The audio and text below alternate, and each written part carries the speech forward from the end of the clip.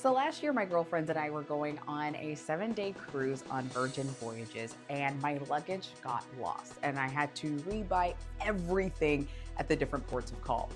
So ever since then, I have been a complete stickler when it comes to carrying on luggage. And today, I'm going to share my top 5 carry-on travel tips with you. So grab your suitcase and everything that you want to pack with you, and let's get going. So my number one tip, finding a good carry-on bag. Now, there are dozens of types to choose from. You can have a rolling bag, a duffel bag, a backpack, but make sure you find one that can fit all of your items and that meets the requirements for your specific airline, especially if you're flying a European budget airline. Usually, you want something 22 inches or shorter from wheel to top for domestic and 21 inches or shorter for international travel. Number 2, invest in some space-saving bags.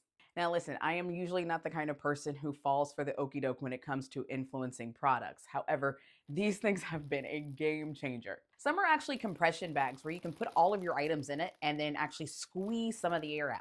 Others are really just space-saving bags where you just fit all of your items in and whatever fits, fits. I got these guys from Amazon and I absolutely love them. I use the smaller size for things like swimsuits, undies, socks, the medium size for like lounge and PJs, and then the larger size for my actual clothes. Speaking of clothing, that actually brings me to tip number 3.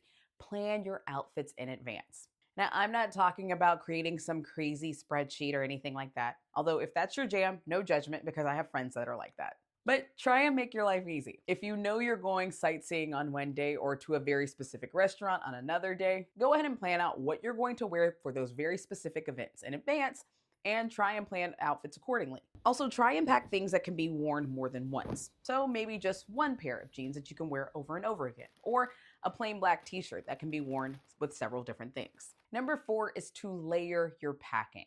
So obviously, if you're short on space, you're gonna try and maximize that little space that you do have. So one thing that I try and do is stick all of my heavier things like shoes at the very bottom. I kind of do a little bit of a Tetris situation where I fit my shoes into the very bottom and wedge all of my toiletries in my shoes, especially any accessories, earrings, smaller things. I try and fit those in there as well.